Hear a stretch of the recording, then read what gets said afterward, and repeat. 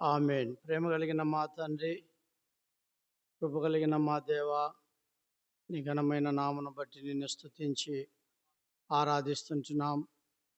మీరెంతైనా నమ్మదగిన దేవుడవు, గొప్ప దేవుడవు, మార్పు చెందని దేవుడవు, మాట తప్పని దేవుడవు, నిన్న నేడు నిరంతరమును ఏకరీతిగా ఉన్న దేవుడవు, సర్వాధికారి అయిన మా దేవ, నిరంతరమును స్తోత్రార్హుడవైన మా దేవ, నీకెంతో వందనములు స్తోత్రములు చెల్లిస్తుంటున్నాం. ఇదిగో నేను మొదటి వాడను, కడపటి వాడను, మృతుడినైతిని కానీ యుగ యుగములో సజీవుడినై ఉన్నానని సెలవిచ్చిన దేవా, సజీవులే కదా నిన్ను స్తుతించేది, మన్ను నిన్ను స్తుతించిన మట్టి పురుగులైన నన్ను మమ్మల్ని మీరు జ్ఞాపకం చేసుకున్న విధానమును బట్టి నిన్ను స్తుతించి ఆరాధిస్తుంటున్నాం.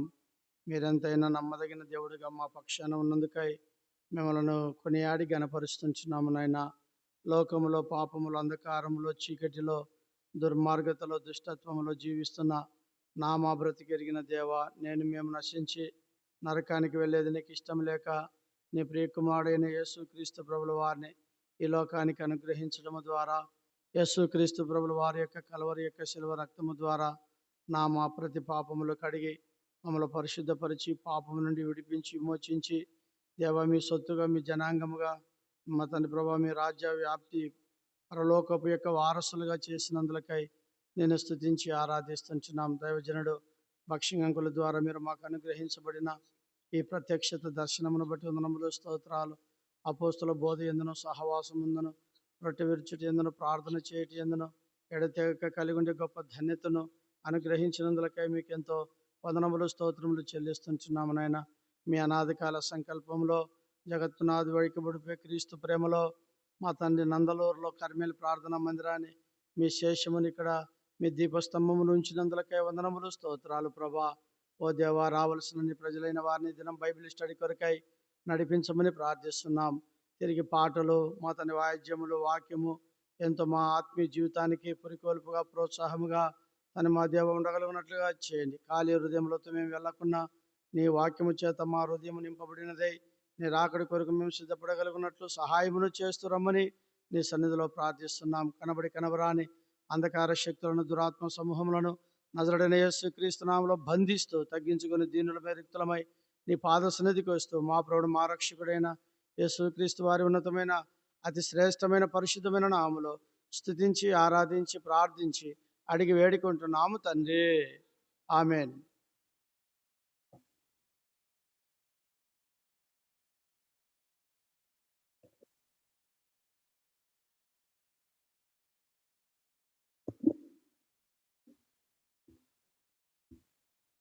పాట సంఖ్య 531. 525. అద్భుత దీవెనలు ప్రభువా కుమ్మరించితివి. ఏం అవసరం లే, 2 బ్యాటరీలు ఏమి కాదు. 531, 525. అద్భుత దీవెనలు ప్రభువా కుమ్మరించితివి, నీదు ప్రేమ పారము ప్రభువా మాపై చూపితివి, నీదు ప్రేమ అపారము ప్రభువా మాపై చూపితివి. మానవుని చేసినావు నీ స్వంత రూపమునకు, మానవుని చేసినావు నీ స్వంత రూపమునకు, నీకే స్థలముగా బ్రతికి, నీకే స్థలముగా బ్రతికి దీవెనాలెన్నో పొందేదాము, నీకే స్థలముగా బ్రతికి దీవెనాలెన్నో పొందేదాము. అద్భుత దీవెనలు ప్రభువా కుమారించితివి, నీదు ప్రేమ అపారము. ప్రభువా మాపై చూపితివి, నీదు ప్రేమ అపారము. ప్రభువా మాపై చూపితివి, నూతన జన్మ వలన ఆశీర్వాదములు దొరికే, నూతన జన్మ వలన ఆశీర్వాదములు దొరికే, శాపమును దూర పరచి, శాపమును దూర పరచి, సర్వము క్రొత్త చేసే, శాపమును దూర పరచి, సర్వము క్రొత్త చేసే అద్భుత దివ్యనలు. ప్రభువా కుమారించితివి, నీదు ప్రేమ అపారము. ప్రభువా మాపై చూపితివి, నీదు ప్రేమ అపారము. ప్రభువా మాపై చూపితివి, లోకము నుండి వేరై సిలువను మోయవలెను, లోకము నుండి వేరై సిలువను మోయవలెను. అప్పుడే ప్రభు దీవించు, అప్పుడే ప్రభు దీవించు, స్వాస్థ్యమును కాంతు మెంతో, అప్పుడే ప్రభు దీవించు, స్వాస్థ్యమును కాంతు మెంతో, అద్భుత దివే. ప్రభువా కుమారించితివి,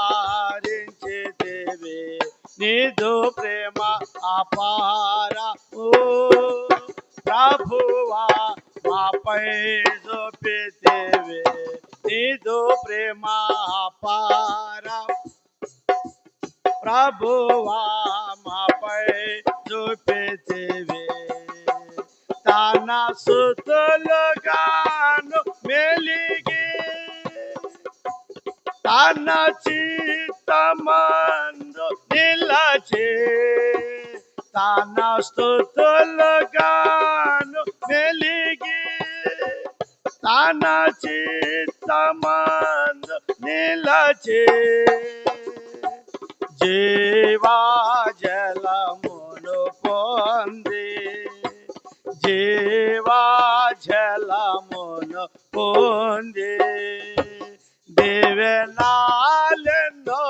పొందెదము, జీవాజలమును పొంది, దివ్యనాలెన్నో పొందెదము, అద్భుత దివ్యనాలు. ప్రభువా కుమారించితివి, నీదు ప్రేమ అపారము.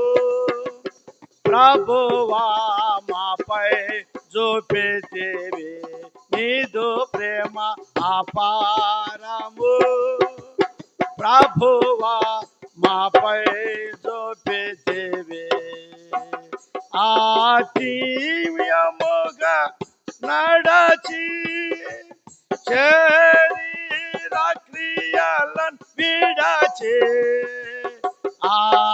ఆత్మీయముగా నడచి, శరీర క్రియలను విడచి, ఆయన స్వరమును వినుచు, ఆయన స్వరము వినుచు, దీవెనలెన్నో పొందెదము,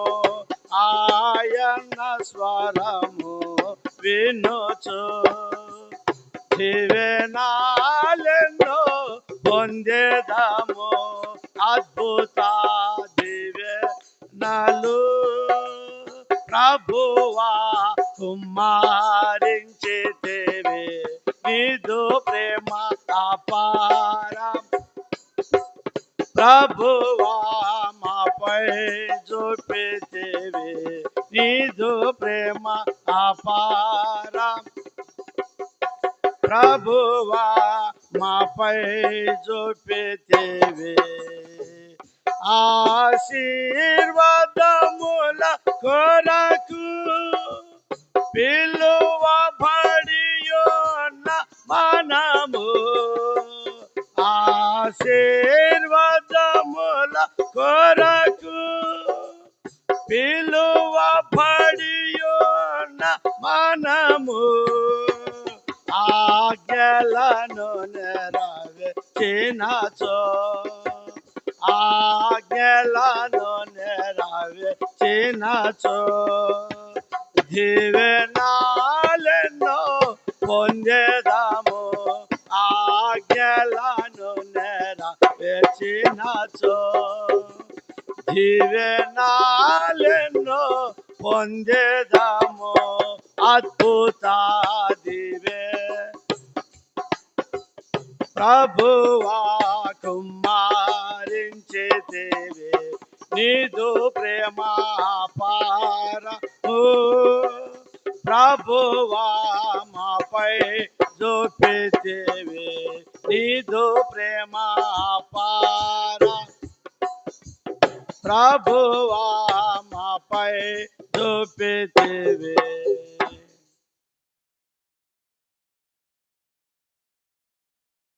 543 537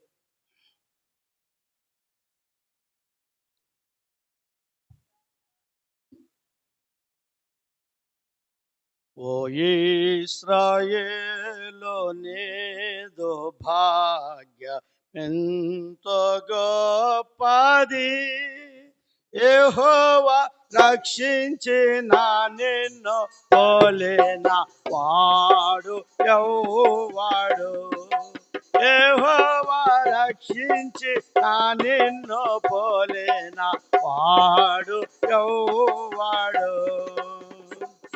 ఓ ఇశ్రాయేలు నీదు భాగ్యమెంతో గొప్పది భయపడకు నేను నీ కేడెమును బహుమానము భయపడకు నేను నీ కేడెమును బహుమానము అత్యధికముగా చేతునాని అత్యధికముగా చేతునాని యెహోవా దేవుడే పల్కెను యెహోవా దేవుడే పల్కెను ఓ ఇశ్రాయేలు నీదు భాగ్యమెంతో గొప్పది నా నిబంధనను రద్దు పరచ నానే గదా నా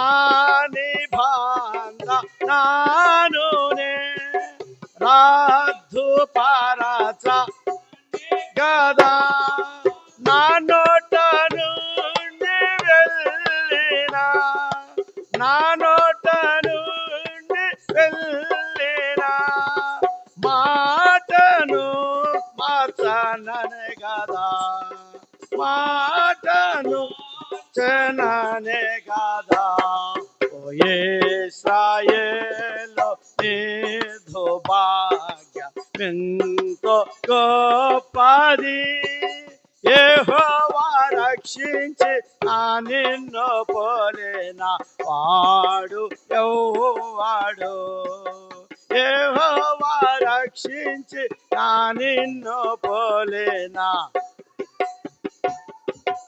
ఓ ఇశ్రాయేలు గొప్పది సర్వోన్నతుని రాజ్యము శాశ్వతంబు నిత్యము సర్వోన్నతుని శాశ్వతంబు నిత్యము తొలగిపోదు ఎన్నడు తొలగిపోదు ఎన్నడు లయము కాదు ఎన్నడు లయము కాదు ఎన్నడు ఓ ఇశ్రాయేలు గొప్పది యెహోవా రక్షించి నా నిన్ను పోలిన వాడు యెహోవాడు యెహోవా రక్షించి నా నిన్ను పోలిన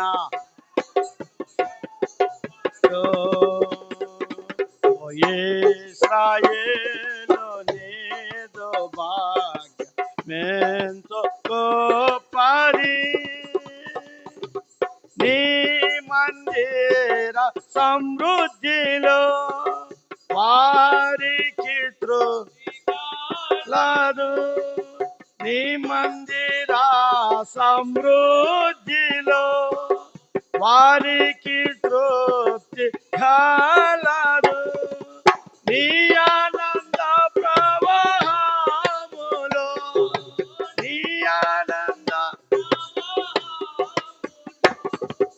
నీవు త్రాగించుచున్నావు నీవు త్రాగించుచున్నావు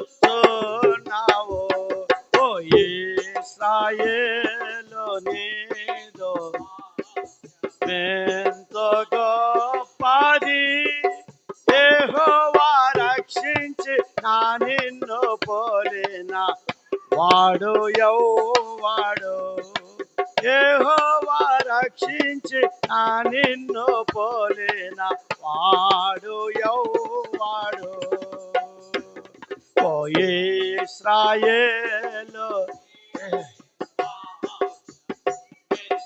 గొప్పది నీవు భయపడకుము బాధించువారు రాకుండాను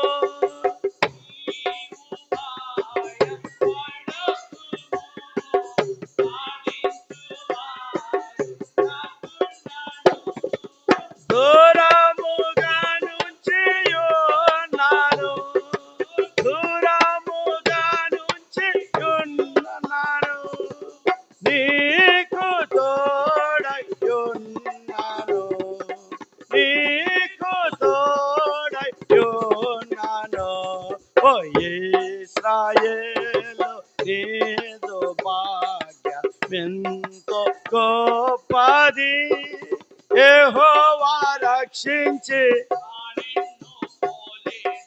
వాడు యెహోవాడు యెహోవా రక్షించి నా నిన్ను పోలిన వాడు యెహోవాడు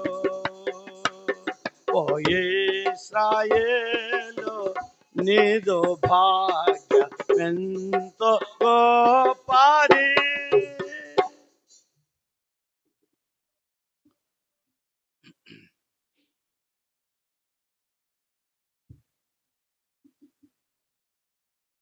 ఈ రాత్రికాల వాక్య ధ్యానము కొరకై ద్వితీయోపదేశ కాండము 33వ అధ్యాయం ద్వితీయోపదేశ కాండము 33వ అధ్యాయం దయచేసి 29వ వచనాన్ని మనం అందరం కలిసి చదువుకుందాం 33:29 అందరం కలిసి ఈ భాగాన్ని చదువుకుందాం. ఇశ్రాయేలు నీ భాగ్యం ఎంత గొప్పది, యెహోవా రక్షించిన నిన్ను పోలిన వాడు ఎవడు? ఆయన నీకు సహాయకరమైన కేడెం, నీకు ఔన్నత్యమును కలిగించు ఖడ్గం. నీ శత్రువులు నీకు లోబడినట్లుగా వారు వేషము వేయుదురు. నీవు వారి ఉన్నత స్థలములను త్రొక్కుదువు.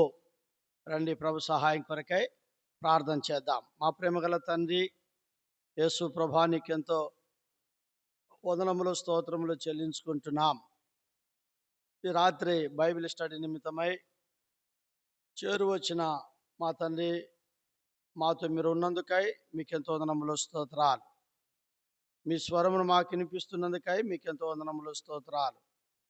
చదివిన లేఖన భాగములలో నుండి మా కొరకు మీరు విరిచి పంచిపెడుతురండి. దేవా, నీ సన్నిధిలో ప్రార్థన చేస్తున్నాం. మీ అపారమైన కృప మాపై చూపుతురండి. మా తండ్రి, పాటల ద్వారా మీ నామకు తెచ్చుకున్న మహిమను బట్టి వందనాలు. వాక్య ధ్యానము కొరకై వచ్చి ఉంటుండగా దేవా, మీరే మాతో మాట్లాడండి. మీ స్వరం వినిపించండి.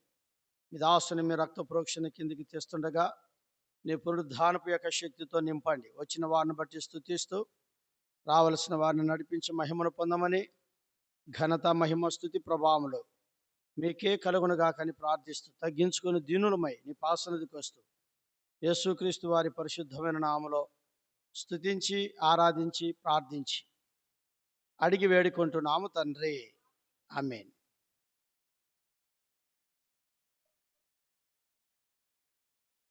ఓ ఇశ్రాయేలు, నీదు భాగ్యమెంతో గొప్పది అనే ఈ మాటను బట్టి మనము ఈ అధ్యాయములో చూస్తే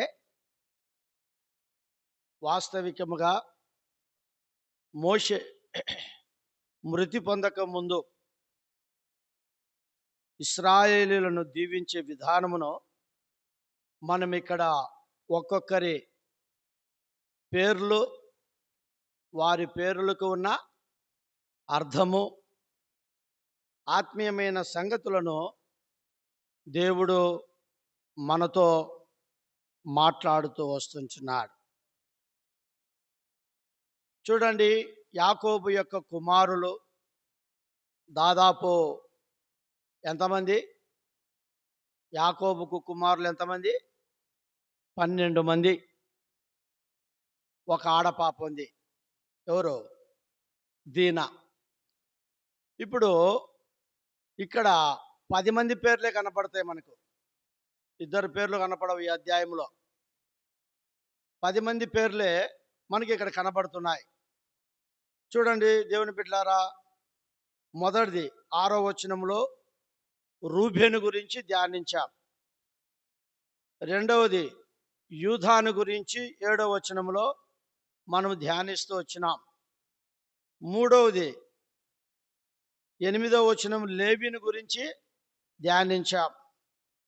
తర్వాత 12వ వచనం 4వది బెన్యామీను గురించి ధ్యానించాం. 13వ వచనం 5వదిగా యోసేపును గురించి ధ్యానించాం. 18వ వచనం జబులూను గురించి 6వదిగా మనం ధ్యానించాం. తిరిగి 7వదిగా గాదును గురించి 20వ వచనం మనం ధ్యానించాం. తర్వాత 22వ వచనము దానును గురించి 8వదిగా ధ్యానించాం. ఈరోజు 23వ వచనము నఫ్తాలిని గురించి ఇట్లా నేను 9వ పేరు నఫ్తాలిని గూర్చి ఇట్లా నేను అనే మాట మనము ఈ రాత్రి వాక్య ధ్యానము కొరకై మనం వచ్చి ఉంటున్నాం. 23వ వచనంలో ఉంది ఆ మాట, నఫ్తాలిని గురించి. నఫ్తాలి అంటే ఇక్కడ ఎలాంటి వాడు, ఎట్లున్నాడు అనేది కింద 2 వచనాలు 3 వచనాల్లో మనం చూస్తాం. చూడండి, కటాక్షము చేత తృప్తి పొందిన నఫ్తాలి. రెండవది యెహోవా దీవెన చేత నింపబడిన నఫ్తాలి. కాబట్టి ఇక్కడ నఫ్తాలిలో 2 లక్షణాలు చూస్తున్నాం. ఒకటి తృప్తి కలిగిన వాడు, రెండవది దీవెనలు పొందినవాడు. ఒకటి ఏం పొందినవాడు చెప్పండి? ఏం కలిగినవాడు? తృప్తి కలిగినవాడు. రెండవదిగా దీవెనలు కలిగిన వాడుగా, లేకపోతే దీవెనలు పొందిన వాడుగా మనము ఈ 2 నఫ్తాలిలో మనము చూడగలుగుతుంటున్నాం. క్రైస్తవుడు అంటేనే తృప్తి కలిగిన జీవితము జీవించాలా అనేది మనకు దేవుని యొక్క వాక్యం నేర్పిస్తూ ఉంది. దేవుని బిడ్డలారా, నేటి దినాల్లో మానవునికి తృప్తి నిజంగా నాకు చాలు, ఇంతటితో చాలు అనే తృప్తి ఉందా? చెప్పండి, ఉందా? లేదు. ఒక అర్ధ కేజీ మటన్ తిన్నాడు అనుకోండి, రేపు మళ్ళా మటనే పెడతారు అనుకోండి, నేను నిన్న తిన్నే చాలని అంటాడా? చూడండి, మానవుడు తృప్తి, నాకు తృప్తి, ఇది తృప్తిగా ఉంది చాలనే జీవితంలో మానవుడు లేడు నేటి దినాల్లో. ఎంత తిన్నా ఏమి లేదు, తృప్తి లేదు. ఎంత బట్టలు కట్టుకున్నా కూడా అది చాలు, ఈ బట్టలు ఉన్నాయి, ఇంకా నాకు ఎక్కువ వద్దు, నేను కొనొద్దు అని అనుకుంటామా? తృప్తి లేదు. ఇట్లు మనం ఎన్నో విధాలుగా ఈ లోకంలో చూస్తే మానవుడు కంటితో చూసిన వాటన్నిటి విషయంలో కావాలని తనలో అసంతృప్తి కలిగిన జీవితంలోనే మానవుడు వెళుతున్నాడు. కానీ దీనితో నాకు చాలు అనుకునేదిగా మానవుడు లేడు. కాబట్టి మానవుని జీవితంలో ఏమాత్రమును తృప్తి లేదు. అయితే నఫ్తాలి ఇక్కడ తృప్తి కలిగిన వాడిగా ఉన్నట్లుగా మనము చూడగలుగుతూ ఉంటున్నాం. ఈ రాత్రికాల సమయంలో దేవుని బిడ్డలారా, మన జీవితంలో తృప్తి అనేది కనబడాలా. తర్వాత ఏ దానిలోనైనా కూడా చాలు, నాకు దేవుడు ఇది ఇచ్చాడు, దీంతో నేను తృప్తి పడతా, దీంతో ఇవి ఇచ్చాడు, నా బట్టలు నేను కట్టుకుంటే తృప్తి పడతా, లేదంటే ఈ ఇల్లు ఇచ్చాడు, దీంతో నేను తృప్తి పడతా, లేదంటే ఈ వస్తువులు ఇచ్చాడు, దీంతో నేను తృప్తి పడతా, దేవుడు నాకు లేకుంటే ఇవి ఇచ్చాడు, దీంతో ఇట్లు మానవుడు తృప్తి కలిగిన జీవితంలో లేడు. పౌలు ఒక మాట అంటాడు, ఏమంటాడంటే, మన దేవుని యొక్క వాక్యం, నేను ఏ స్థితులలో ఉన్నానో ఆ స్థితులలో తృప్తి కలిగినట్లుగా జీవించగలుగుతూ వచ్చినానంటాడు. రండి ఆ మాట ఫిలిప్పీలకు రాసిన పత్రిక 4వ అధ్యాయం చూడండి. ఫిలిప్పీలు రాసిన పత్రిక 4వ అధ్యాయం 11వ వచనం చదవండి. 11, 12. నాకు కొదువ కలిగినందున నేను ఇలాగ చెప్పుట లేదు, నేనే స్థితిలో ఉన్నాను ఆ స్థితిలో సంతృప్తి కలిగి నేర్చుకొని ఉన్నాను. దీన స్థితిలో నెరుగుదును, సంపన్న స్థితిలో నెరుగుదును.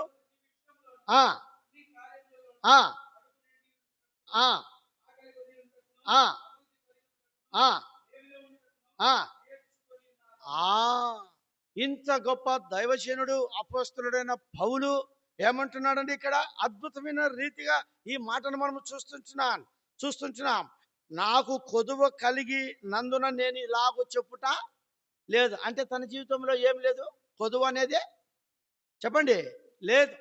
అయితే కొదువ లేకపోయినా ఆయన మంచి పౌలు సౌలుగా ఉన్నప్పుడు గమాలియ పాదముల యొద్ద నేర్చుకున్నవాడు, మంచి ధనవంతుడు, మంచి రూపవంతుడు, మంచి తన జీవితంలో అన్ని టాలెంట్స్ కలిగిన వాడు, తన జీవితంలో ఎంతో మంచి ఆస్తిపరుడుగా ఉన్నాడు.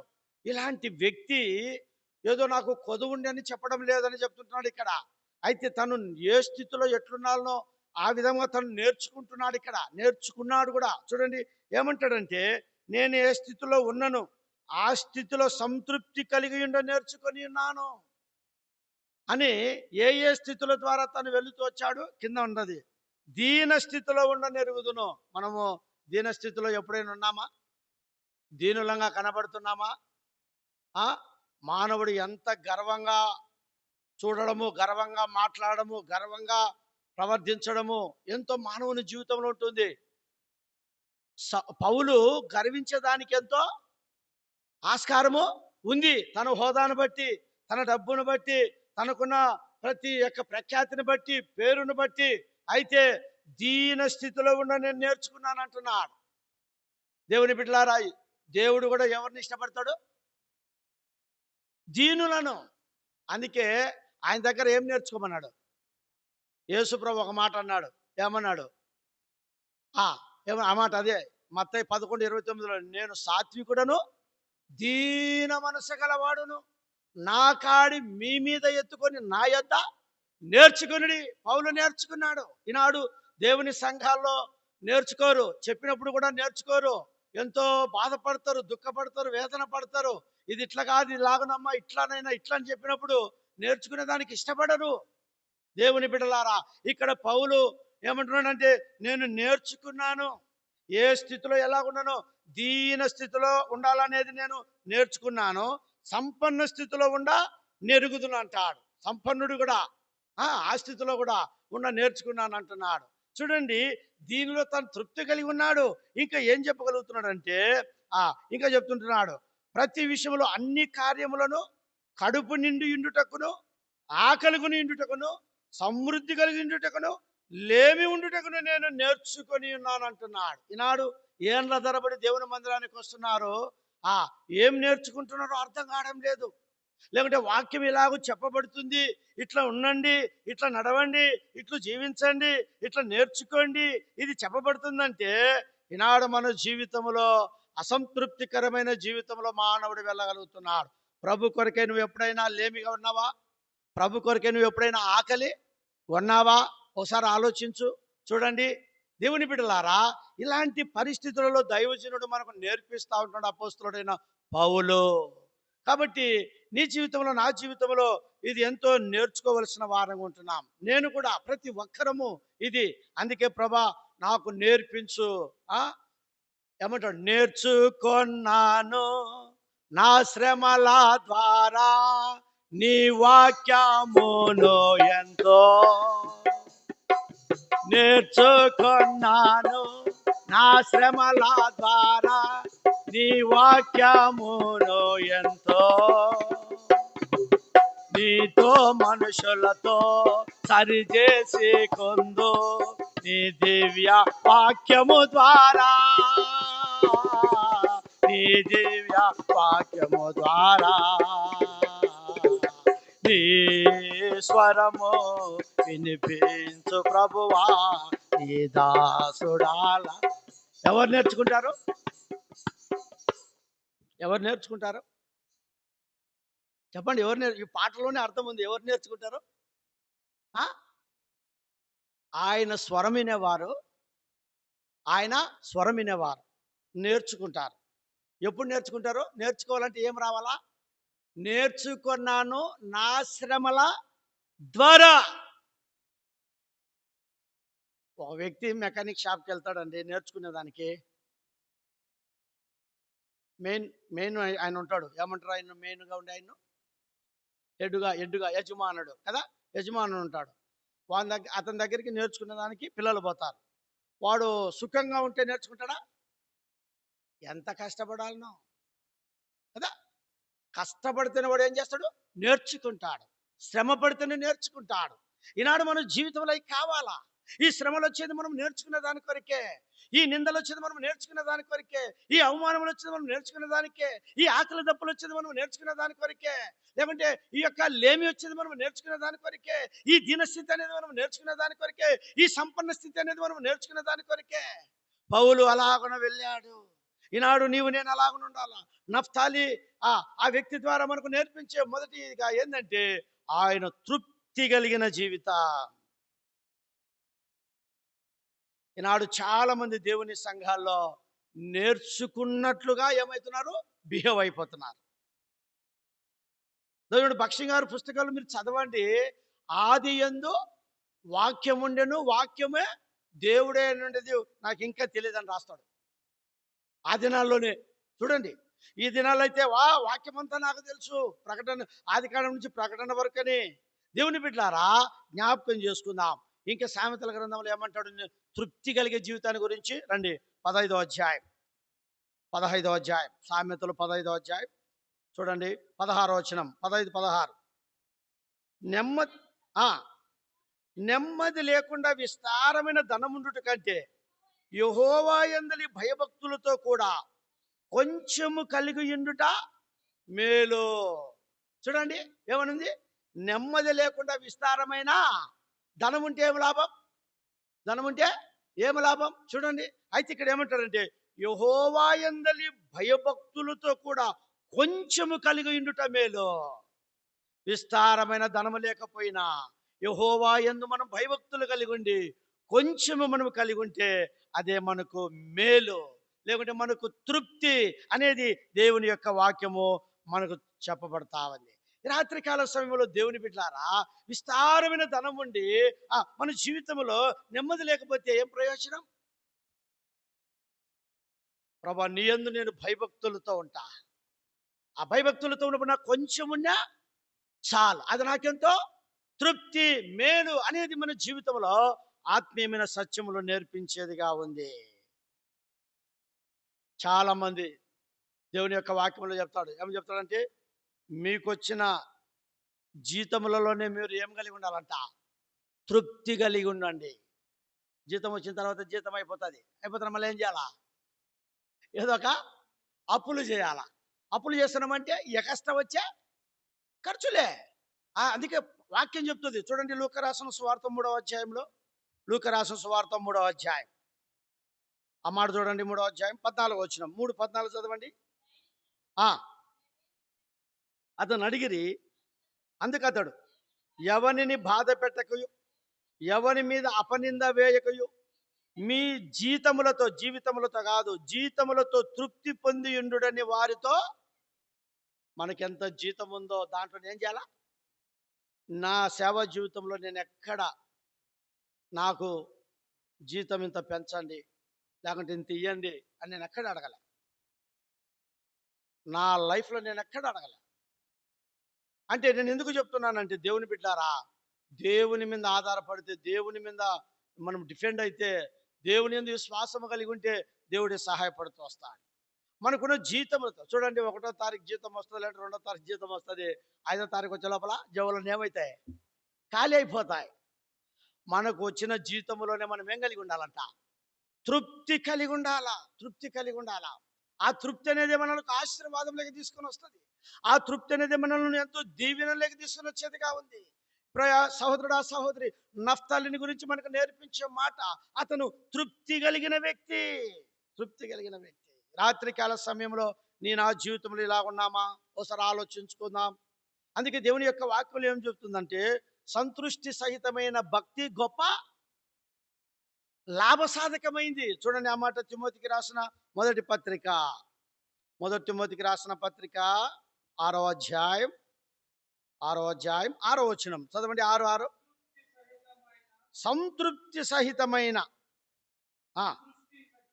సంతృష్టి సహితమైన దైవ భక్తి.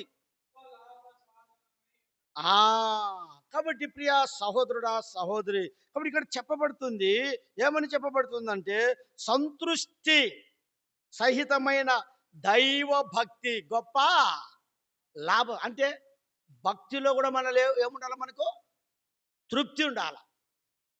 నువ్వు ఆరాధించే ఆరాధనలో, నువ్వు ప్రార్థించే ప్రార్థనలో, నువ్వు ఉండే భయభక్తులు, లేకుంటే దేవుని మందిరంలో నువ్వు చేసే పరిచర్యలో, దేవుని బిడ్డలారా, అదే నీకు ఒక గొప్ప లాభ సాధకం అనేది మనం దేవుని యొక్క వాక్యంలో చూస్తుంటున్నాం. ఆ లాభ సాధకం అనేది ఏంటంటే, ఇక్కడ 7వ వచనం నుండి మనం చూస్తే, మనం ఈ లోకములోనికి ఏమీయో తెలియదు, దీనిలో నుండి ఏమీయో తీసుకొని పోలేము, కాగా అన్న వస్త్రములు గలవారమై ఉండి ఉంటామా? ఈ లోకములోకి మనం ఏమి ఇప్పుడు అది ఏది, దిగంబరిగానే పోతిని అని పాట కూడా పాడతారు. అయితే ఇక్కడ చెప్పబడతా ఉంది దేవుని వాక్యం, మనం ఈ లోకంలోకి ఏమి తీసుకురాలా, తర్వాత ఇక్కడ నుండి మనం ఏమి తీసుకొని వెళ్ళము. అయితే అన్న వస్త్రములు కలిగిన వారై ఏమంటాడు? వాటితోనే తృప్తి పొంది ఉండుము. దేవుని బిడ్డలారా, ఇది మనం ఎంతో ఆత్మీయ జీవితంలో నేర్చుకుంటూ రావాలి. ఇలాగ మనము తృప్తి కలిగిన జీవితం మన ఆత్మీయ జీవితంలో ఉండాలి. ఉన్నప్పుడు ఇక్కడ 9వ వచనంలో కూడా ఒక మాట అంటాడు, ధనవంతుడగుటకు శోధనలోను ఊరిలోను పడుదురు. ఎందుకనక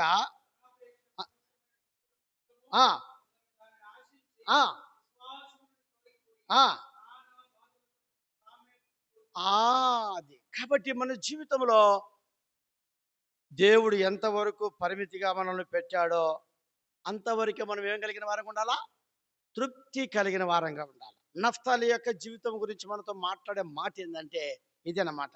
కాబట్టి మనము ధనవంతులము అగుటకు ఏమకూడదంటే, మనము అపేక్షించకూడదు. అది కీడులోకి శోధనలోకి తీసుకెళ్తుంది, ఉరిలోనికి తీసుకొని వెళుతుంది, దురాశలలోకి తీసుకొని వెళుతుంది.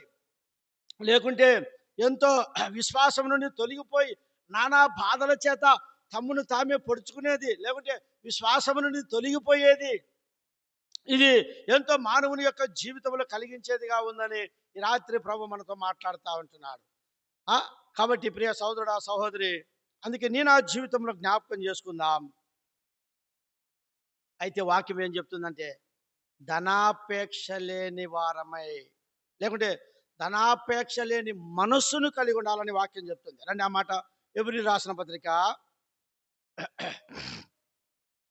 13వ అధ్యాయం చదవండి, 5వ వచనం.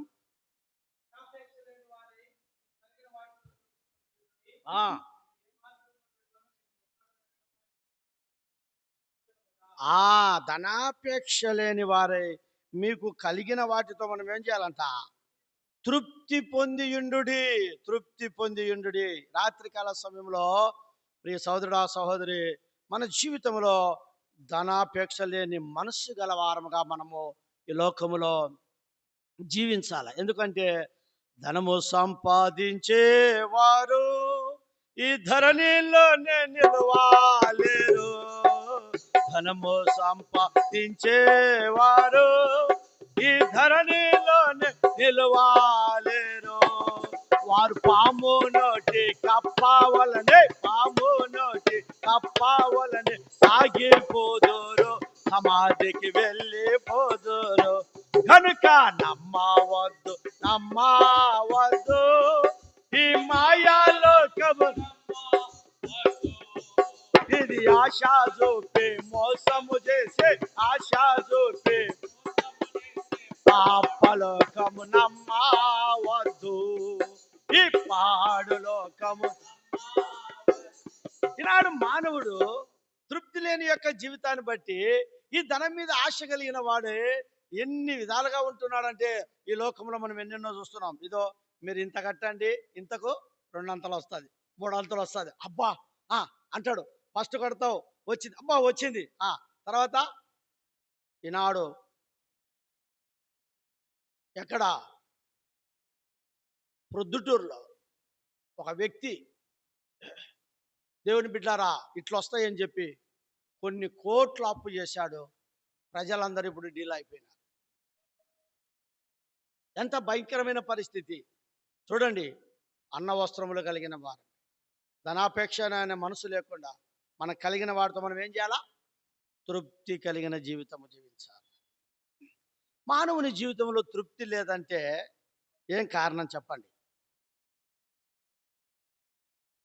మానవుని జీవితంలో తృప్తి కలగడం లేదు, అట్లా తృప్తి కలిగి జీవించలేకపోతున్నాడు అంటే ఏం గల కారణం?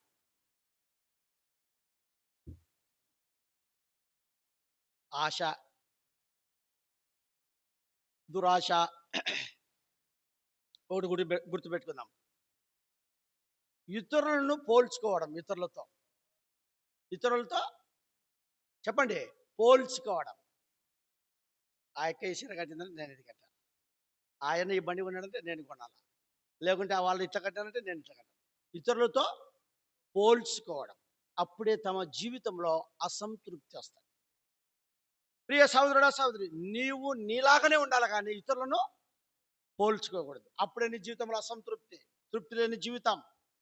గుర్తుపెట్టుకో, అసంతృప్తి వచ్చిందనుకో ఏమొస్తుంది? సనుగులు వస్తాయి. అసంతృప్తి కలిగినప్పుడు ఏమొస్తుంది? సనుగులు వస్తాయి. తృప్తి కలిగిన జీవితం ఉందనుకో ప్రభును స్తుతించాలి. కాబట్టి తృప్తి కలిగిన వ్యక్తి ప్రభును స్తుతిస్తాడు, అసంతృప్తి కలిగిన వ్యక్తి తన జీవితంలో ఎంతో సనుగుతాడు. బాగా గుర్తుపెట్టుకుందాం. తృప్తి లేని కారణం ఏంటంటే ఇతరులను పోల్చుకోవడం.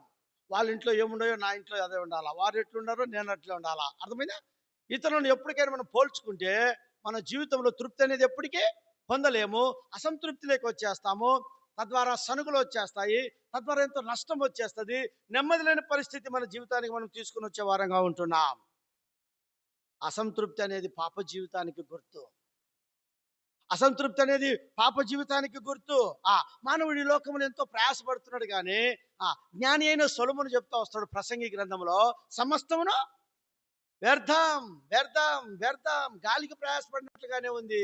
వ్యర్థం అని చెప్పాడు. ఎందుకు చెప్పినాడు? తన జీవితంలో ఇవన్నీ నాకు తృప్తి కలిగించవు, ఇదంతా అసంతృప్తి కలిగినదే, కాబట్టి ఇది వ్యర్థం, సమస్తమును వ్యర్థం అని దైవజనుడు, లేకుంటే ఆ జ్ఞాని అయిన సొలొమోను తను ఎంత అనుభవించినాడు, ఎంత జ్ఞానం కలిగిన వాడు.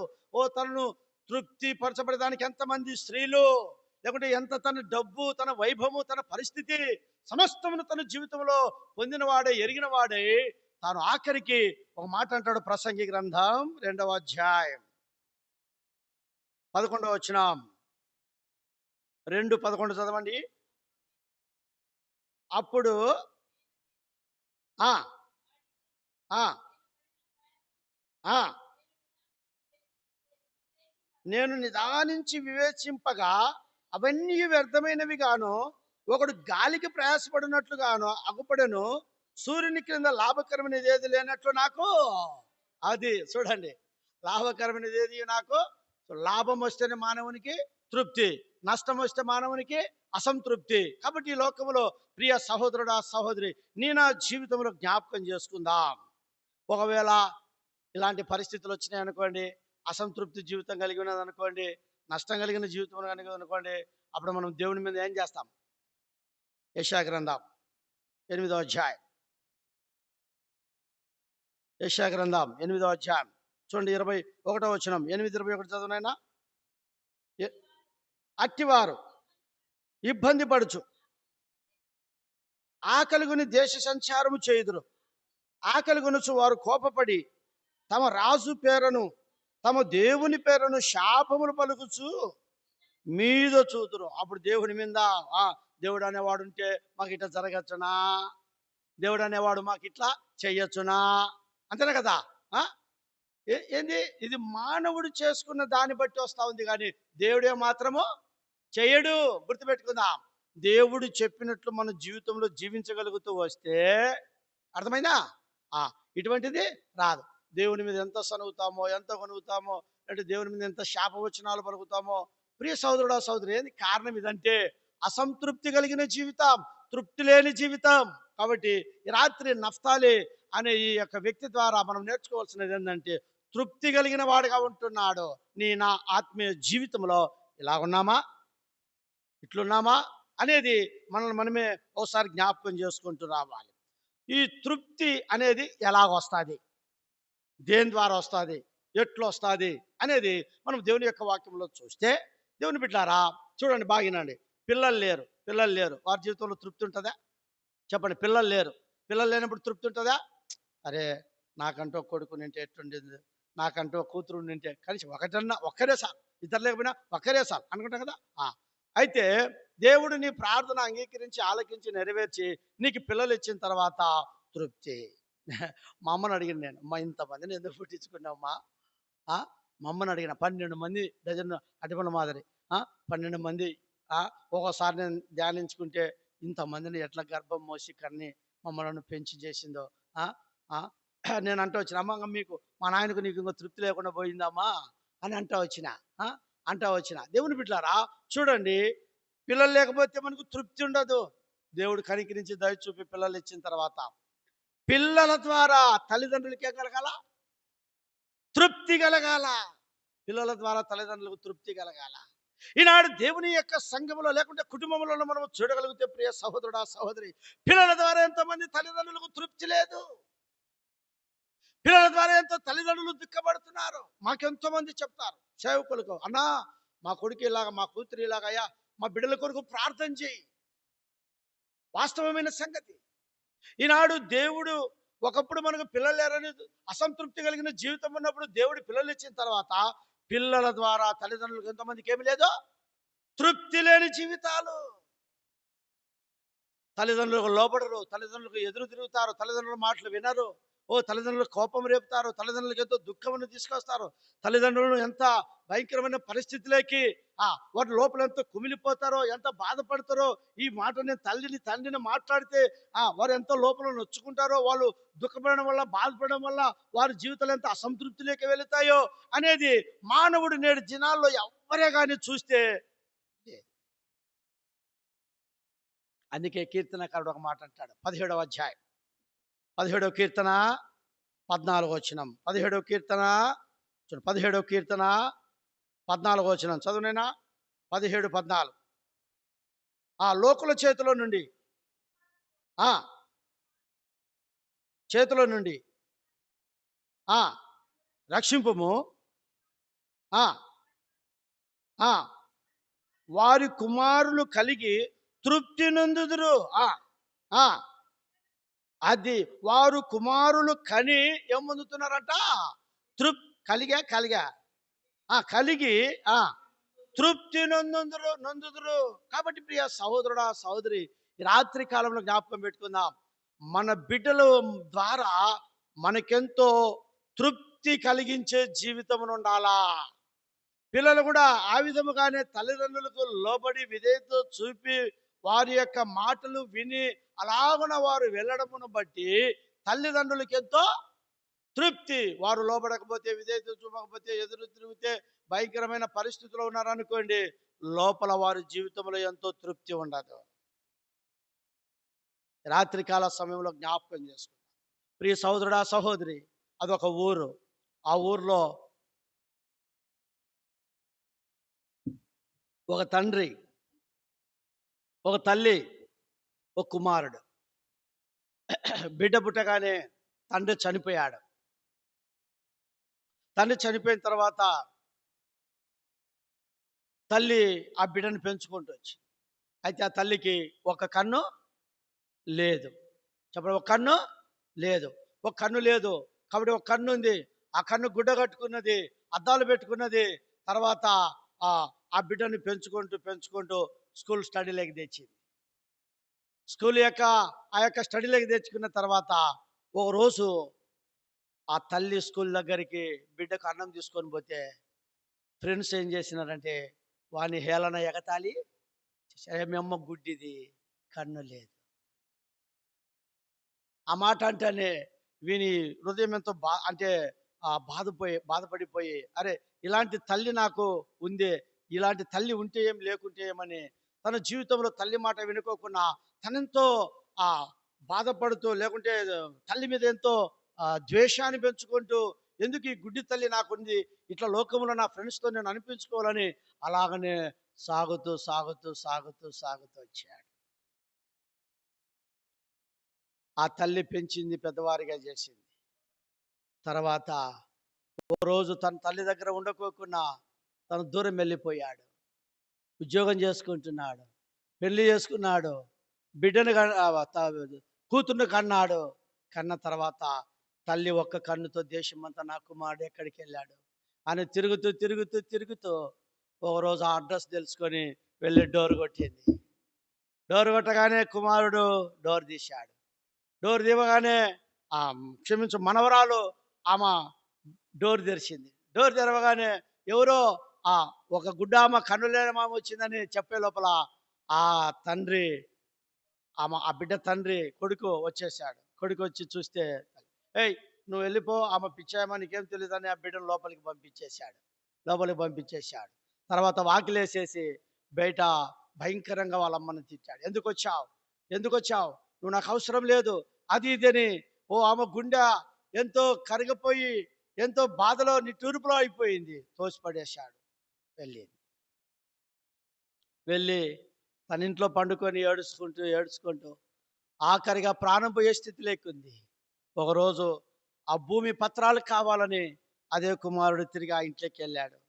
తన తల్లి ఉండే ఇంట్లోకి వెళ్తే ఆ తల్లి నేలన పడిపోయింది, నేలన కరుచుకుపోయింది, నీళ్లు లేదు, ఆహారం లేదు, అలమటిస్తా ఉంది. కాబట్టి కుమారుడా కొడుకా అనే ఈ మాట తప్ప ఇంకేం పలకడం లేదు. ఆ కుమారుడు పోయి చూస్తే అలాగన పడిపోయింది. అమ్మ అన్నాడు. అమ్మ అంటేనే ఆ స్వరం వినగానే ఎక్కడి నుంచి ప్రాణము ఉబ్బకొచ్చిందో వచ్చేసిన తర్వాత, నాయనా ఎందుకు వచ్చావు, నేను గుడ్డిదాన్ని, నా దగ్గరికి రావద్దు అని అంటే, ఆ పత్రాలు కొరకు వచ్చినానంటే అప్పుడు చేయబట్టుకొని చెప్పి, నాయనా ఈ గుడ్డితనం నాకు ఎలాగొచ్చిందో తెలుసా, ఇదిగో నువ్వు చిన్న తనములో ఆ యొక్క పుల్ల పొడుచుకొని నీ కన్ను పోయింది నాయన. నీ కన్ను పోతే నా కన్ను నీకిచ్చాను. అందుకే నువ్వు చూపు కలిగిన వ్యక్తిగా ఉన్నావు, నేను గుడ్డి కలిగిన వ్యక్తిగా ఉన్నాను అన్నప్పుడు, అప్పుడు వాడి మనోనేత్రాలు తెలియబడినాయి. వాడి మనోనేత్రాలు తెరవబడి అమ్మా అని ఏడ్చి ఆ కాళ్ళ మీద పడగా అప్పుడే అమ్మ ప్రాణం విడిచింది. ఆ ప్రాణం విడిస్తే వాడు ఇంకెంత కొటకలాడుతున్నాడో, ఏడుస్తున్నాడో కుమారుడు అంటే అంత కొటకలాడి ఏడుస్తా ఉన్నాడు. దేవుని బిడ్డలారా, ఈనాడు మనం జ్ఞాపకం చేసుకుందాం. ఎంతోమంది లోకములో బిడ్డలు లేరు, అసంతృప్తితో ఉన్న తల్లిదండ్రులు దేవుడి బిడ్డలు ఇస్తే ఆ బిడ్డలు తల్లిదండ్రుల మాట వినడం లేదు, తల్లిదండ్రుల మాటకు లోబడడం లేదు, తల్లిదండ్రులకు ఎంతో అసంతృప్తిని తీసుకొని వస్తూ ఉంటున్నారు. కాబట్టి తృప్తి ఎలాగ వస్తుందంటే బిడ్డల ద్వారా. నాకేమున్నా లేకపోయినా బిడ్డలుంటే చాలు. రాత్రికాల సమయంలో జ్ఞాపకం చేసుకుందాం. ప్రియ స్నేహితుడా, ప్రియ సహోదరుడా, సహోదరి, కాబట్టి ఎలాగున మానవునికి తృప్తి కలిగించేదంటే పిల్లల ద్వారా తల్లిదండ్రులకు తృప్తి. రెండవది తృప్తి ఎలాగొస్తుంది? కీర్తనలో 22:26. కీర్తనలో 22:26. దీనులు భోజనము చేసి తృప్తి పొందెదరు, యెహోవాను వెదుకువారు ఆయనను స్తుతించెదరు, మీ హృదయములు తెప్పరిల్లి నిత్యము బ్రతుకును. రెండవది ఎవరికి తృప్తి? దీనులకు. చెప్పండి, ఎవరికి? ఎప్పుడైతే మన జీవితంలో అన్ని విషయములలో దీనులముగా కనబడతామో మనము తృప్తిగా ఏం తింటాం? భోజనం తింటాం. దీనుడు, పేదవాడు పచ్చడి అన్నం లేకుంటే నీళ్లు పోసుకొని మజ్జిగ కలుపుకొని తిన్నా కూడా వాడి జీవితంలో ఏముంటుంది? తృప్తి. మంచి ధనవంతుడు మాంసం తెచ్చుకొని ఎంతైనా తిన్నా కూడా వాడి జీవితంలో ఏం లేదు? తృప్తి లేదు. కాబట్టి రెండవది తృప్తి మానవునికి ఎలా కలిగేదంటే దీనత్వమును బట్టి.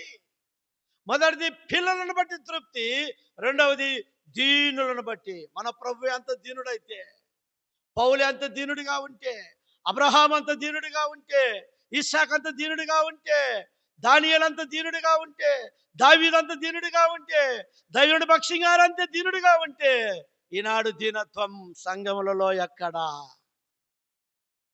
సేవకులలో కావచ్చు, పెద్దలలో కావచ్చు, విశ్వాసులలో కావచ్చు, క్రైస్తవులుగా విశ్వాసులుగా పిలబడుతున్న నేను, మీరు, మనమందరం సార్వత్రిక సంఘాల్లో లేదు. మళ్ళా పాట పాడతారు ఏమని? దేవా నీ సన్నిధిలో నిలచి దీనులమై మొర పెట్టుచున్నాము,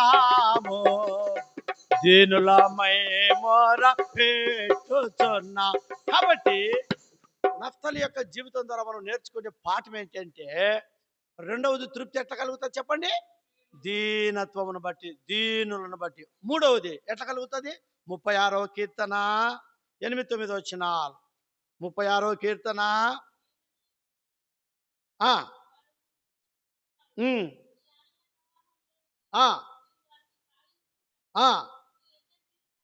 కలదు, వెలిగించుచున్నాం. కాబట్టి ఏమంటారు? నీ మందిరం యొక్క సమృద్ధి వలన వారు ఏం పొందుతున్నారంట? మందిరంలో ఏముండాలా? సమృద్ధి ఉండాలా. ఏం సమృద్ధి ఉండాలా? ఏం సమృద్ధి ఉండాలా? వాక్య సమృద్ధి ఉండాలా, ఆత్మీయమైన ఆహారం ఉండాలా. దేవుని బిడ్డలారా, భౌతికమైన ఆహారం కాదు. ఏ ఆహారము? ఆత్మ సంబంధమైన ఆహారం, దేవుని యొక్క వాక్యం. అందుకే అన్న చెప్తూ వచ్చాడు, నేను కొత్తలో ఇక్కడికి వచ్చినప్పుడు, ఆనంద్ బాబు అన్న నేను మాత్రం ప్రార్థన చేస్తూ వచ్చింది ఇదే.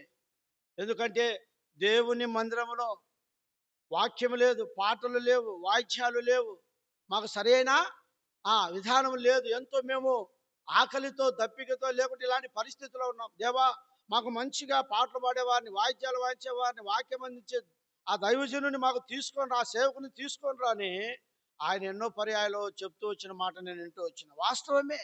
నేటి దినాల్లో సమృద్ధి అయిన దేవుని యొక్క వాక్యం మనుషులకు తృప్తి కలిగించడం లేదు.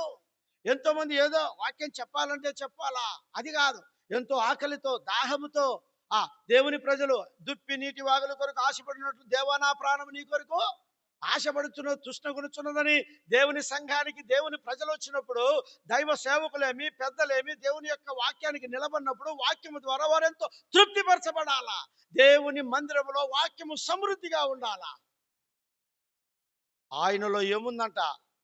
ఆ నీ యొద్ద జీవపు ఊట గలదు. ఆయన దగ్గర ఊట. ఊట అంటే చల్లుతంటే ఏమైతుంటాయి? నీళ్లు చల్లుతంటే ఊరుతా ఉంటాయి. దేవుని వాక్యం కూడా అలాంటిదే. చల్లుతంటే ఊరేది, చల్లుతంటే ఊరేది. అర్థమైందా? తరగంది. ఆ ఆ జీవపు ఊట తీసుకోవాలా, అది మేము త్రాగాల, అది మేము ధ్యానించాలా. ఆ తర్వాత ప్రజలకు దేవుని వాక్యం చెప్పాలి. దేవుని మందిరము యొక్క సమృద్ధి వలన, వాక్యము వలన, ఆ బోధల వలన దేవుని ప్రజలకు ఏం కలగాల? తృప్తి, సంతృప్తి కలగాల. అబ్బా, తృప్తి వేరు, సంతృప్తి వేరు. సంతృప్తి అంటే ఎప్పుడు వస్తుంది చెప్పండి? సంతృప్తి, తృప్తి ఎప్పుడు వస్తుంది? సంతృప్తి ఎప్పుడు వస్తుంది? మనకి ఏది ఇష్టమో అది మనం తిన్నప్పుడు, కొద్దిగా కనిపించినప్పుడు, అబ్బా ఎంత బాగుంది ఆహారము, బిర్యానీ అని తింటాం. దేవుని బిడ్డలారా, ఇది మన జీవితంలో కలిగినదిగా ఉండాలా. కాబట్టి మూడవది, దేవుని మందిరము యొక్క వాక్యము వలన తృప్తి. నాలుగవది చూడండి, 65వ కీర్తన 4వ వచనం. 65వ కీర్తన 4వ వచనం. ధన్యుడు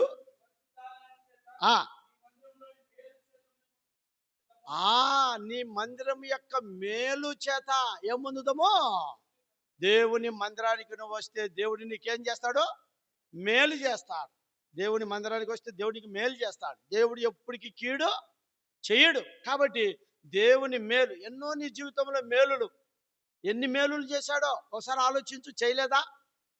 కాబట్టి మనము ఆ మేలులను బట్టి తృప్తి పొందాలా. నిజమే, నేను దేవుని మందిరానికి పోతే దేవుడు నాకు ఈ మేలు చేశాడు, కాబట్టి నేను దేవుని విడవను, దేవుని మందిరాన్ని వదలను, దేవుని సన్నిధిని నేను వదలను, దేవుని మందిరాన్ని నేను ప్రేమిస్తా. కాబట్టి మన జీవితంలో దేవుని మేలులు ఎప్పటికీ మరవకూడదు. దావీదు 103లో అనేది అదే. నా ప్రాణమా యెహోవాను సన్నుతించుము, నా అంతరంగమున్న సమస్తమైన పరిశుద్ధ నామమును సన్నుతించుము, నా ప్రాణమా యెహోవాను సన్నుతించుము. ఆయన చేసిన ఉపకారములో మేలులను దేనిని?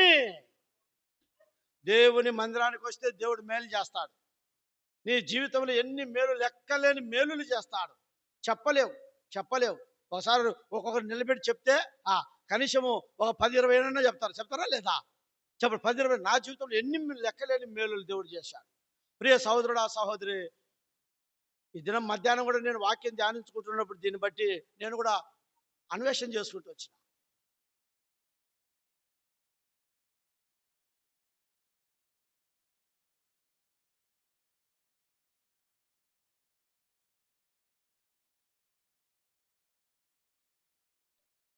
సేవలో నాకు లేవి పుట్టాడు. మాకు బెడ్షీట్ కూడా లేదు. సామ్సన్ అన్న అక్క వాళ్ళ దగ్గర మేము ట్రైనింగ్లో ఉంటూ వచ్చాం. ఫస్ట్ వాడు పుట్టిన తర్వాత 3 నెలలకు కలకడకు మమ్మల్ని పంపించా.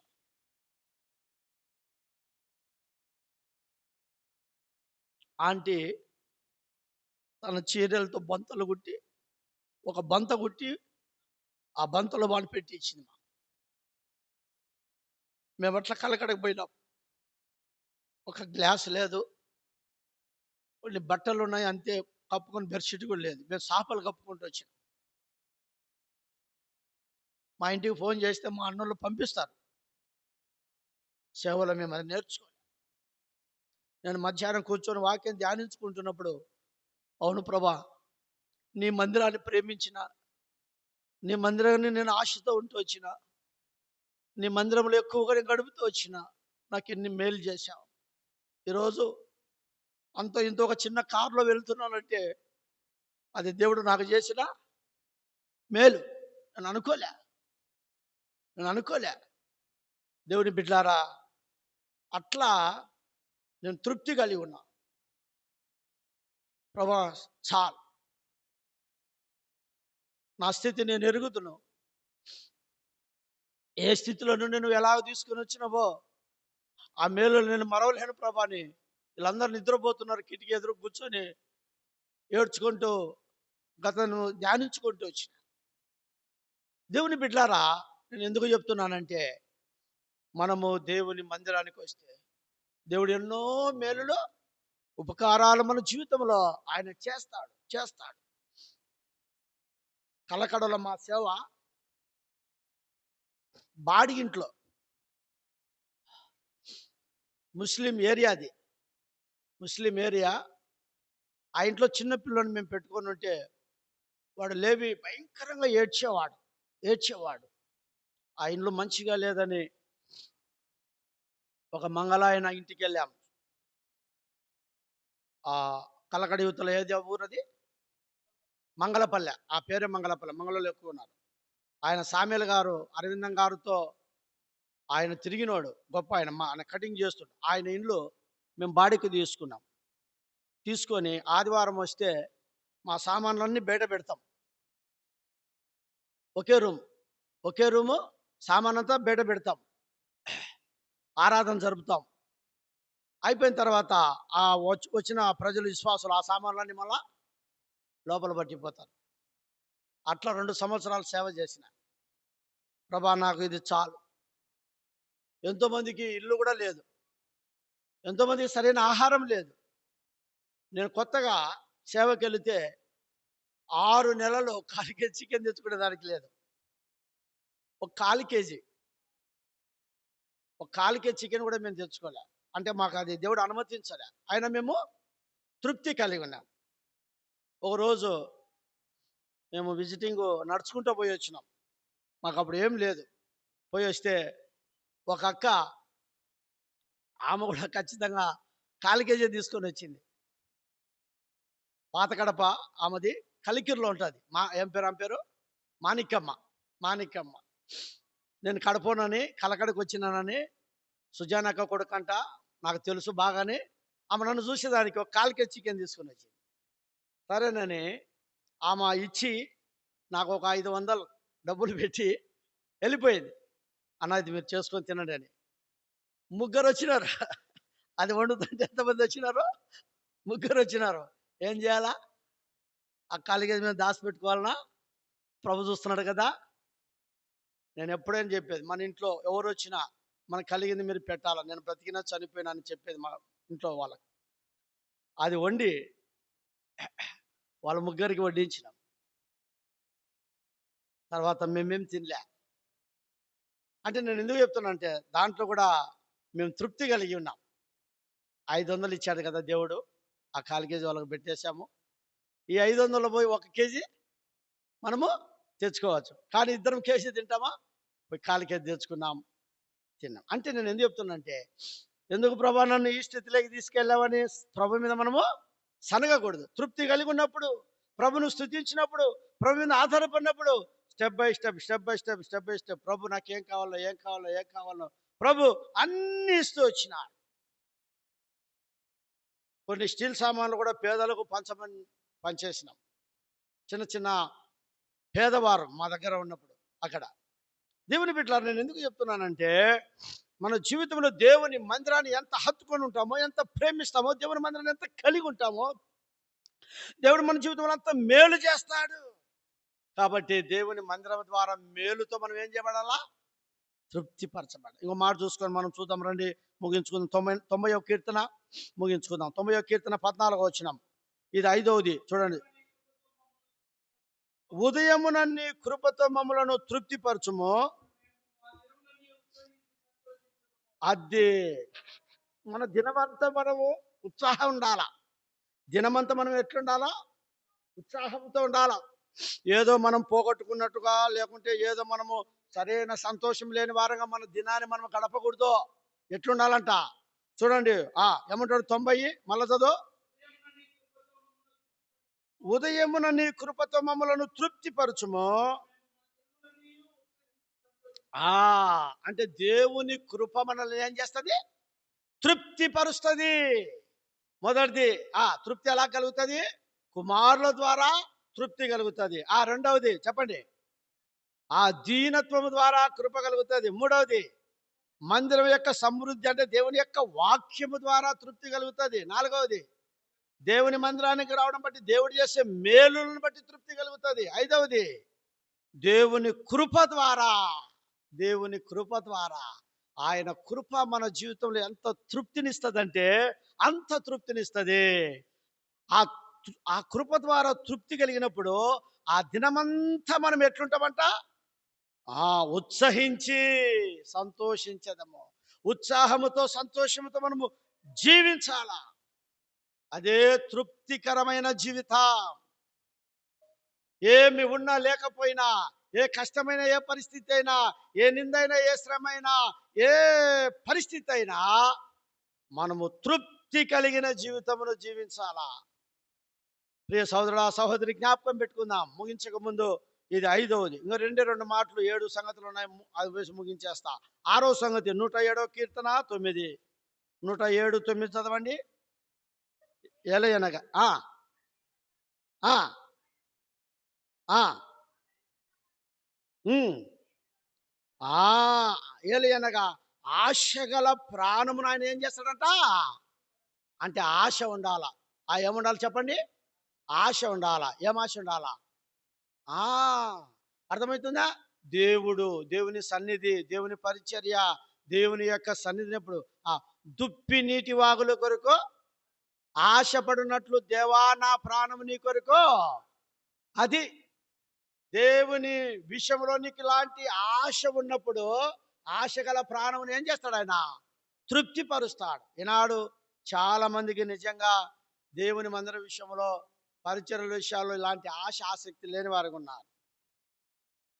దేవుని మందిరం కూర్చిన ఆసక్తి నన్ను భక్షించుచున్నది శిష్యులు చెప్తారు కొత్త నిబంధన గ్రంథంలో.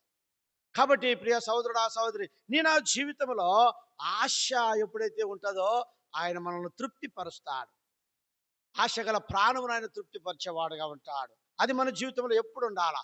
మన పనుల కంటే, మన అక్కర్ల కంటే, అన్నిటికంటే దేవుని మీద, దేవుని మందిరం మీద, దేవుని పరిచర్ల మీద ఇట్టి ఆశ. ఎంతో మంది అలాంటి యవనస్తులు ఉన్న వాళ్ళు ఈనాడు దేవుడు ఉన్నతమైన స్థాయిలో వారిని పెట్టాడు. నేను చెప్పగలను. ఆఖరిగా ఒక మాట, ఎట్లా మనకు తృప్తి కలుగుతుందంటే, 7వదిగా మత్తయి రాసిన సువార్త 5వ అధ్యాయము 6వ వచనంలో ఉంది. నీతి కొరకు ఆకలి దప్పులు గలవారు ధన్యులు. నీతి కొరకు ఆకలి దప్పులు గలవారు ధన్యులు. వారు ఏం చేయబడతారంట? తృప్తిపరచబడుదురు. ఈనాడు మన జీవితంలో అలాంటి తృప్తి కలిగిన జీవితమును జీవించాలనేది నఫ్తాలి యొక్క జీవితము ద్వారా దేవుడు మనతో మాట్లాడుతూ ఉంటున్నాడు. ఇంకా దీవెనలు అనే అంశం, అది కూడా చాలా పెద్దది. ప్రభు ఎవరెవరిని ఏ ఏ సందర్భంలో దీవించాడో ప్రభుచితమైతే వచ్చే బేస్తవారం బతికుంటే మనము ఆ వాక్యాన్ని ధ్యానించుకుందాం. ప్రియ సహోదరుడా సహోదరి, అందుకే చాలామంది ఈనాడు అసంతృప్తి కలిగిన జీవితంతో ఉంటున్నారు. తృప్తి లేని జీవితముగా మనం ఉంటున్నారు. చూడండి, ఎప్పుడైతే మన జీవితంలో దేవుడు చెప్పినట్లుగా మనం ఉంటామో, ఆ విధంగా నడుచుకుంటామో, ఆ విధంగా మనము తీర్మానం చేసుకుంటామో, అప్పుడు దేవుడు మన కుటుంబములలో, మన సంఘములలో, మనలలో ఏం చేస్తాడో తెలుసా? ఒక వాక్యం అంటే ప్రభు చెప్పినట్లు మనం జీవిస్తే ప్రభు మనల్ని ఎట్లా తృప్తిపరుస్తాడో తెలుసా? ఆ మాట ఒక్కటి చూడండి. యోవేలు గ్రంథం 2వ అధ్యాయం 19. యోవేలు 2:19. దానియేలు, హోషేయ, యోవేలు 753 పేజీ సంఖ్య. 2:19. మరియు యెహోవా తన జనులకు ఉత్తరమిచ్చి చెప్పునదేమనగా, ఇకను అన్ని జనులలో మిమ్మను అవమానాస్పదముగా చేయక మీరు తృప్తి నొందినంతగా నేను ధాన్యమును, క్రొత్త ద్రాక్షరసమును, తైలమును మీకు ఆయన చెప్పినట్లు మన జీవితంలో ఎప్పుడైతే మనము చేస్తామో ప్రభు మనకి ఏ తక్కువ చెయ్యడు. ఏమంటున్నాడు ఇక్కడ? అద్భుతమైన మాట. మిమ్మను అవమానాస్పదముగా చేయక మీరు తృప్తి పొందినంతగా నేను ధాన్యమును, క్రొత్త ద్రాక్షరసము, తైలమును మీకు పంపించేదను. ప్రభిస్తాడు. ఎప్పుడు ఏది కావాలన్నప్పుడు ప్రవహిస్తాడు. అదే సోదరుడా సహోదరి, రాత్రికాల సమయంలో నఫ్తాలి ఆయన ఎంత తృప్తి కలిగిన వాడుగా ఉన్నాడో ఆ మాటను బట్టి ఆత్మీయంగా మన జీవితంలో మనం కూడా అలాగన నేర్చుకొని ప్రభు కొరకు జీవించి ఆ యొక్క పరలోకములో ప్రభుతో ఉండునట్లుగా అట్లు ఈ కొద్ది మాటలు దేవుడు మన కొరకై దీవించి ఆశీర్వదించును గాక. ప్రార్థన చేసుకుందాం. మా ప్రేమగల తండ్రి, కృపగల దేవా, పరిశుద్ధుడు అయిన మా నాయన, నీకెంతో వందనములు స్తోత్రములు